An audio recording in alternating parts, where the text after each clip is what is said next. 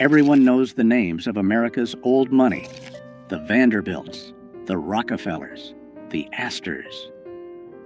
In Philadelphia, it was families like the Biddles and the Drexels who ruled society. They lived in mansions on Society Hill. They would not let anyone into their clubs who did not have the right last name. But while the white aristocracy was busy excluding everyone, another aristocracy was rising right under their noses: a black aristocracy. In the 1840s, decades before slavery ended in the South, a secret society of black families in Philadelphia was amassing fortunes that rivaled the white elite. They lived in mansions with English butlers. They sent their children to private schools in Paris. They owned the catering empires that fed the white upper class. They were called the Old Philadelphians of color, and for nearly 50 years, they operated a parallel universe of wealth and privilege that history has almost completely erased. They had their own 400 list, their own debutante balls, their own rules. They were so exclusive that even other wealthy black people were often denied entry. This is the story of James Forten, Robert Purvis, and the dynasties that proved black wealth was not just possible in the 19th century. It was powerful, and it was dangerous. If you enjoy stories about the hidden side of American wealth, consider subscribing. We explore the fortunes that textbooks tried to forget. Let's begin with a sailmaker who became a king. It is 1798. Philadelphia is the capital of the United States. And a 32-year-old black man named James Forten is about to do something impossible. He is buying the sail loft where he used to work as an apprentice. Forten was not born enslaved. He was born free in Philadelphia. But freedom did not mean equality. Most black men in the city worked as day laborers or servants. Forten was different. He invented a device to handle heavy sails on ships, and it revolutionized the industry. Within 10 years, Forten was not just a business owner. He was one of the wealthiest men in Philadelphia, black or white. He employed 40 men, both black and white. His fortune was estimated at $100,000. In today's money, that is millions. But Forten did not just hoard cash. He built a dynasty. He bought a 3-story mansion on Lombard Street. He filled it with mahogany furniture and fine art. He hired private tutors for his daughters because he refused to send them to segregated schools. The Forten home became the center of a world that was not supposed to exist. A world where black people discussed philosophy, played classical music, and planned the abolition of slavery over 7-course dinners. European diplomats visited him. White abolitionists sought his funding. He was the patriarch of Philadelphia's black elite. But to understand how deep this society went, we have to look beyond just one man. We have to look at the industry they conquered. By 1830, a class system had solidified in black Philadelphia that mirrored the white aristocracy. They called themselves the representative colored citizens. At the top were families with old money, wealth generated before 1820. The leaders were a new kind of king, the caterer kings. This sounds like a service job today, but in the 19th century, black caterers were the moguls of the food industry. They were the celebrity chefs and event planners of their era. Men like Robert Bogle and Peter Augustin did not just serve food, they controlled the social calendar of white Philadelphia. If the Biddles or the Whartons wanted to throw a ball, they had to hire Bogle. He owned the china, the silver, and the linens. He controlled the staff. Peter Augustin came from Haiti and brought French culinary techniques that dazzled American society. He invested his profits into real estate, buying buildings in the heart of the city.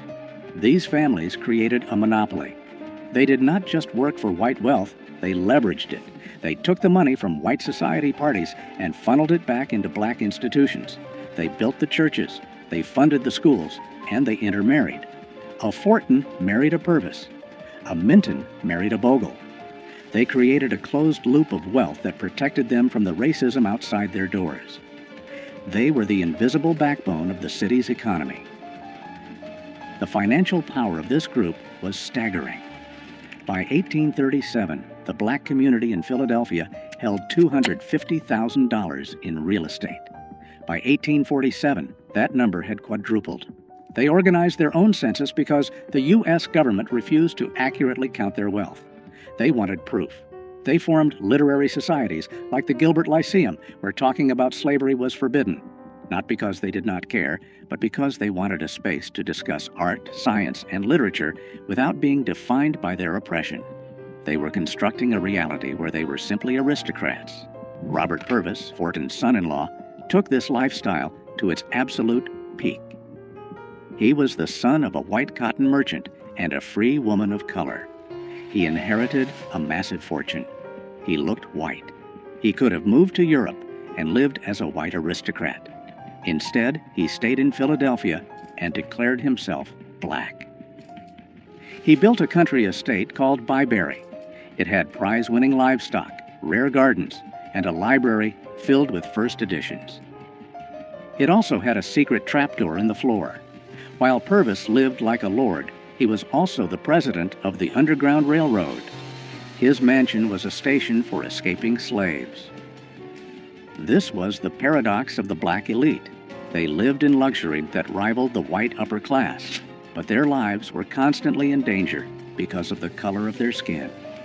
In 1838, that danger arrived at their front door. May 17, 1838, Philadelphia. The city is tense.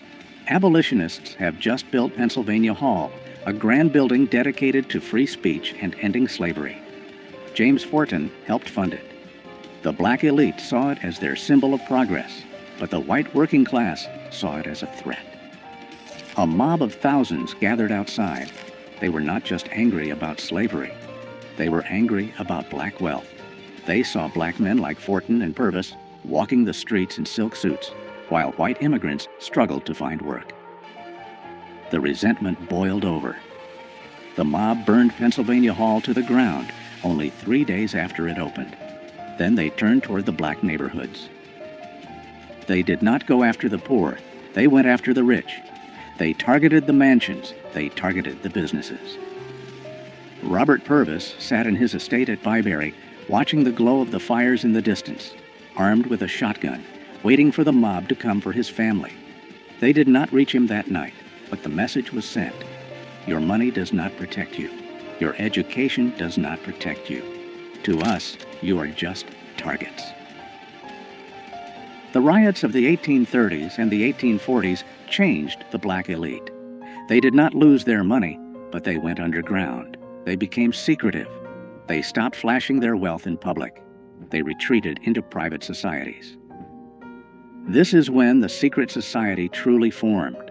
They created exclusive clubs like the Banneker Institute and the Pythian Directory. These were not open to just anyone. You had to be nominated.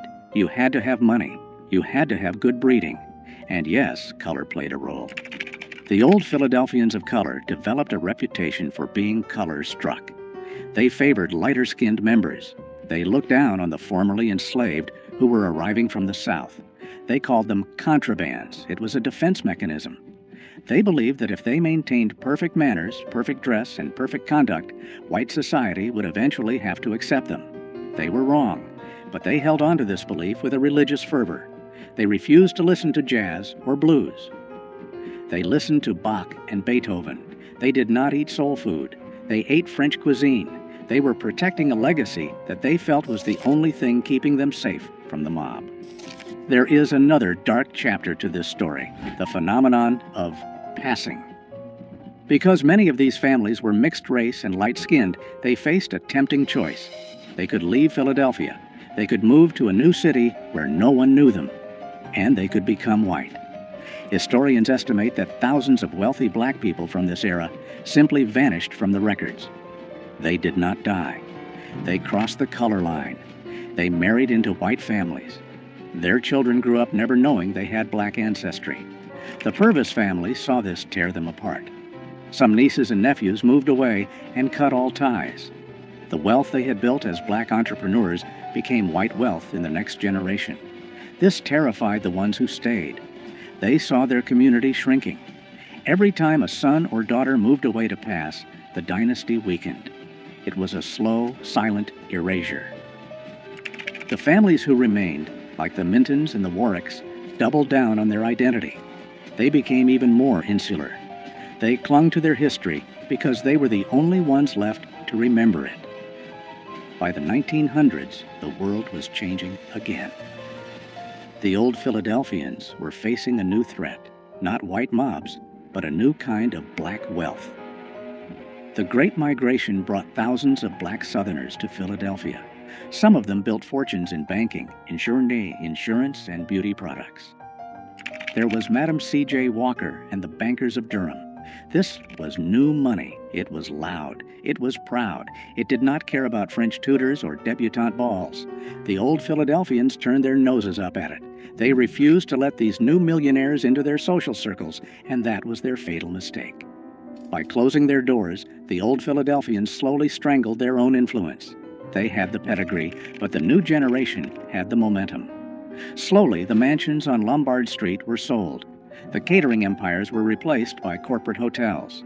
The families drifted apart. Some moved to Europe. Some passed into white society, choosing to pass and leaving their history behind. Today, if you walk through Society Hill or the older parts of Philadelphia, you will not see statues of James Forten or Robert Purvis. Their mansions are mostly gone or converted into other things. The dynasty did not crash because of a scandal. It faded because it was designed to be secret. They built walls so high to keep the world out that eventually the world forgot they were there. But for 50 years, they proved something that terrified 19th century America. They proved that black excellence was not an anomaly. It was a civilization that thrived in the shadow of the Liberty Bell, building a definition of freedom that the Founding Fathers never intended. The Old Philadelphians are gone, but the foundation they built, the networks, the institutions, the very idea of black aristocracy survives in every black dynasty that followed. They were the first, and they paid the price of being first by being erased.